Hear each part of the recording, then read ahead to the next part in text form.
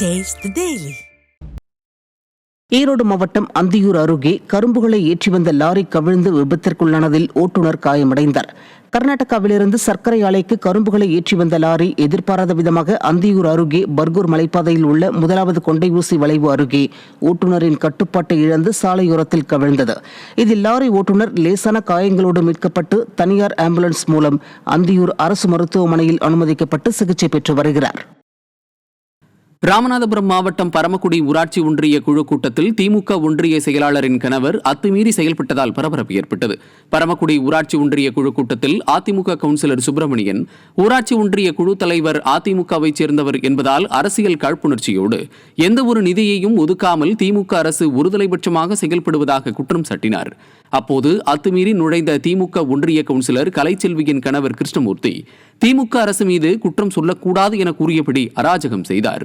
ஆளும் கட்சி என்ற திமிரில் திமுகவினர் அராஜகத்தில் ஈடுபடுவதாக குற்றச்சாட்டு எழுந்துள்ளது.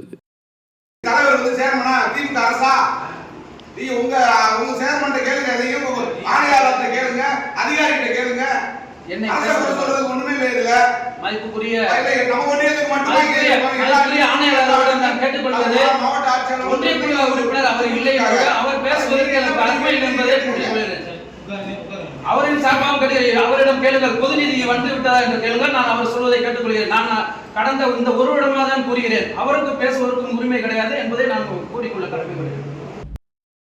திருவாரூர் மாவட்டம் பெருந்தரக்குடி அருகே மனநலம் பாதிக்கப்பட்ட குடும்பத்திற்கு சொந்தமான சொத்தை தனிநபர் அபகரித்துள்ளதாக மாவட்ட காவல் கண்காணிப்பாளரிடம் புகார் மனு அளிக்கப்பட்டுள்ளது.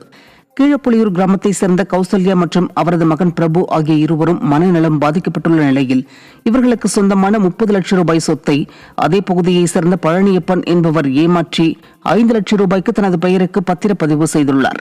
மேலும் அவர்களது வீட்டையும் அபகரிக்க முயன்றுள்ளார்.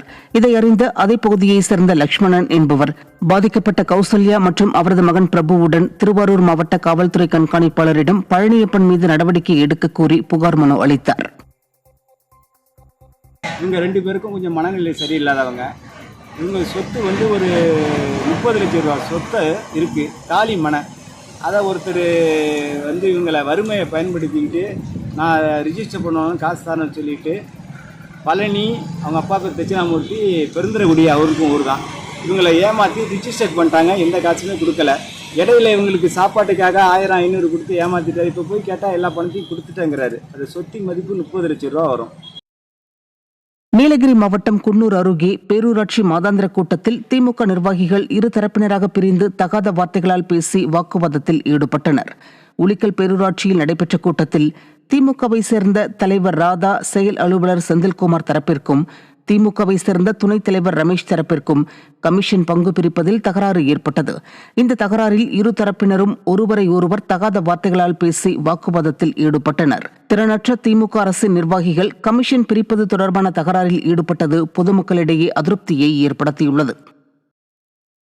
கடலூர் மாவட்டம் பன்ருட்டி அருகே தென்பெண்ணை ஆற்றில் நண்பர்களுடன் குளித்துக் கொண்டிருந்த கல்லூரி மாணவர் நீரில் மூழ்கி மாயமான சம்பவம் அப்பகுதியில் அதிர்ச்சியை ஏற்படுத்தியுள்ளது.